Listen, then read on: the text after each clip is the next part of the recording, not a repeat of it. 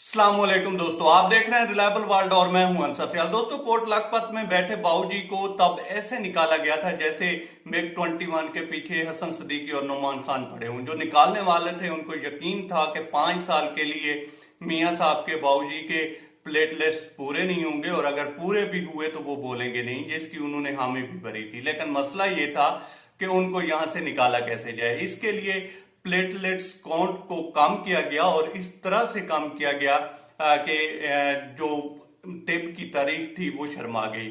अब उसके लिए करना क्या था कि एक और बावजी तैयार करना था और वो थे इमरान खान साहब। उनको इस तरह से कम करके दिखाई गई प्लेटलेट्स के उनकी आधी कैबिनेट जो थी वो धाड़े मार मार के रोने लग पड़ी कि अगर बावजी को कुछ हो गया तो हम कहीं के नहीं रहेंगे।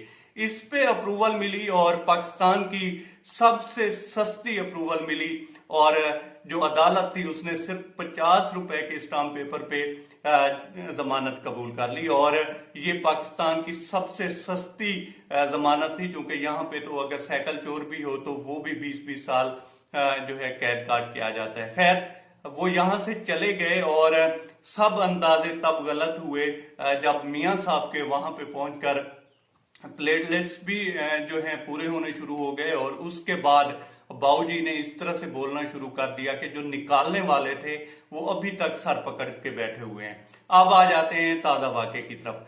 दोस्तों, मियां साहब ने एक पटिशन दायर की हुई थी अपने वीजे के हवाले से कि इसको एक्सटेंशन दी जाए, लेकिन कल जो है बरतानिया की अदालत ने उसको मुस्तरद कर दिया है और अब कहा यह जा रहा है कि मियां साहब जो हैं वो अपील में जा रहे हैं।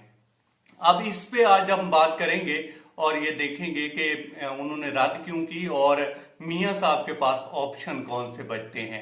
अगर आप देखें तो जिस तरह से मियां साहब पिछले 1-1.5 साल से बयानबाजी भी कर रहे थे और ये सारा कुछ चल रहा था, तो बरतानिया के ऊपर काफी जो है बोझ कह लें या प्रेशर कह लें वो बढ़ रहा था।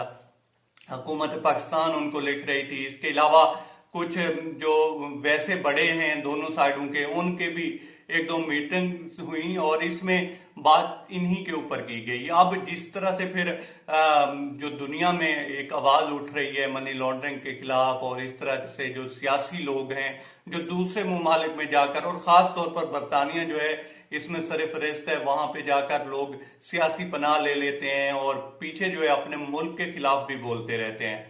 तो इस तरह का कुछ नैरेटिव यहाँ पे गवर्नमेंट जो है तैयार कर रही थी और ये उनको बता भी रहे थे भाई ये गलत हो रहा है, ये गलत हो रहा है, ये यहाँ पे जो है इस तरह से इनको सजाएं हुई हैं, यहाँ से ये जो है मेडिकल बेसिस पे बाहर गए हुए हैं। तो खैर, इसी तरह से इमरान खान साहब भी ने 1-2 फोन भी किए, तो ये सारा मामला चल रहा था। इसमें बरतानिया ने जो है इस पूरे प्रेशर को सस्टेन नहीं किया और कम से कम एक दिखावा ही सही उन्होंने जो है रद्द कर दी है पटिशन की जो अपील थी।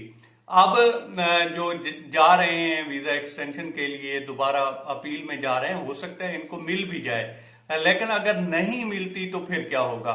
फिर दोस्तों, जो मियां साहब हैं उनके लिए 3-4 ऑप्शन हैं जिनके ऊपर गौर किया जा रहा है और एक तो फिर कतर है जहां से खत भी अक्सर आया करते हैं और दूसरा जो है वो सऊदी अरेबिया है। वहां पे भी कहा जाता है कि उनके लिए स्टिल अभी भी नरम गोशा है। हालांकि शहजादा मोहम्मद बिन सलमान और इमरान खान साहब की काफी प्यार मोहब्बत दोस्ती भी है, लेकिन फिर भी कहा यह जा रहा है कि वहां पे अभी भी उनके लिए नरम गोशा है। इसके अलावा जो है अमेरिका भी हो सकता है, लेकिन अगर ये तीनों जो हैं वो ना माने तो फिर एक बयानिया तैयार है और वो ये है कि वोट को दफा मारो, फौज को इज्जत दो।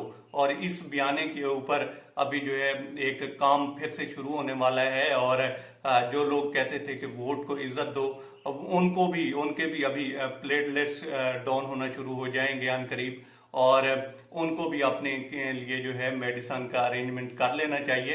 अब तक इतना ही। आप दोस्तों से रिक्वेस्ट है कि आप हमारे चैनल का विजिट करें और अगर आपको हमारे चैनल का कंटेंट पसंद आए तो इसे सब्सक्राइब करें। ताउन के लिए शुक्रिया दोस्तों।